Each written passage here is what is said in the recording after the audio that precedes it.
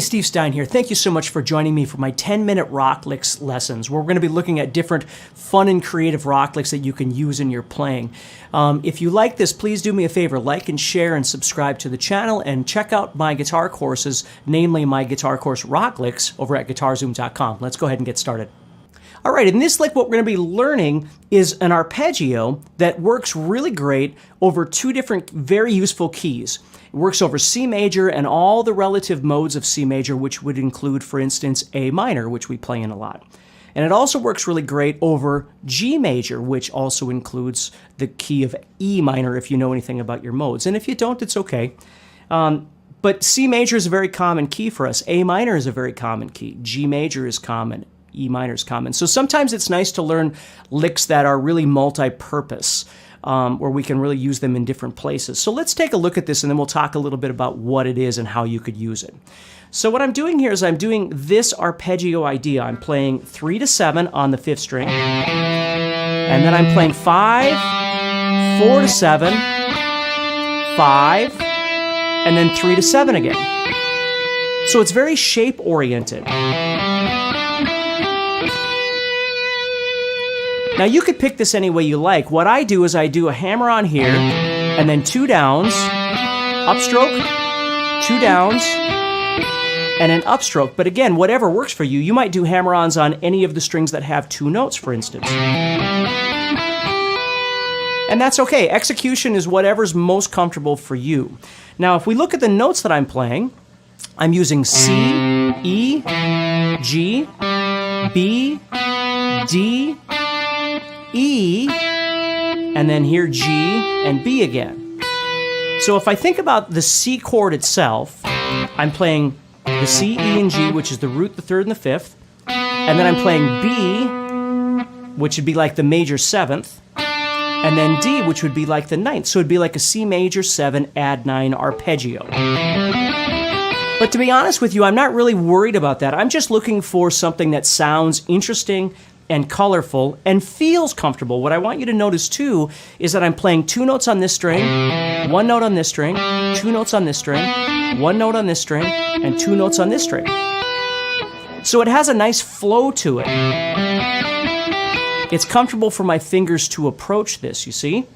And then what I do is I just think, okay, so if I was playing this over, for instance, a situation with a C chord, I might come off of that, into something that emphasizes the C chord, right? Whether it's the note C or something else, maybe the E or the G or something. And if I was doing this and I was going to solo over an E minor chord, for instance, or excuse me, A minor, because we're in the key of C.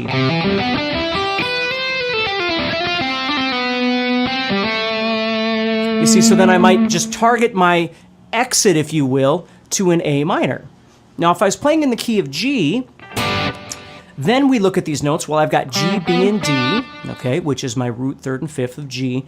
But I've also got C and E, so let's think about that. Well, that would be C, D would be the 5th, so we're looking at adding the 4th and the 6th, or often referred to as the 11th and the 13th, around that chord. And again, if you don't know your theory, don't worry about it. My point is that all the notes still function just fine over the G major chord and the relative modes. So if I was playing over G, I might do this arpeggio and then come out of it,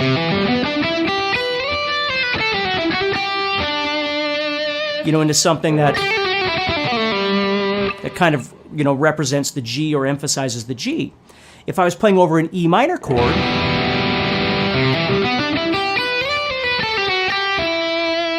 then I would try and target something, again, that sounds a bit more like it connects to the E minor.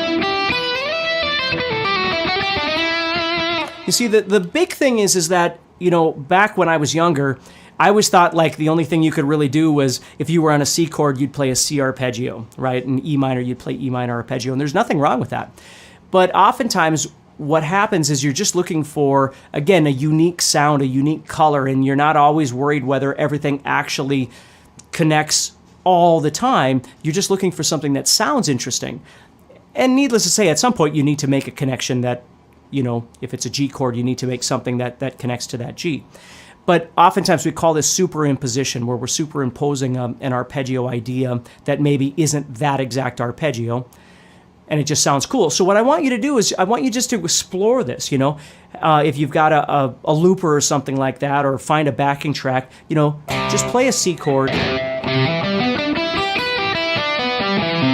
and just explore that sound. And of course, you don't have to play the whole thing. You might just play a portion of it,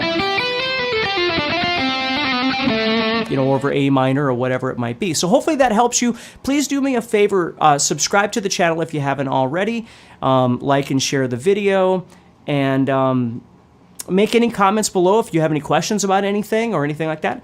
And check out my guitar course, Rock Licks, where we talk about how to use licks over you know, various musical situations, and other guitar courses that I've got, and they're all available at guitar-zoom.com. So take care.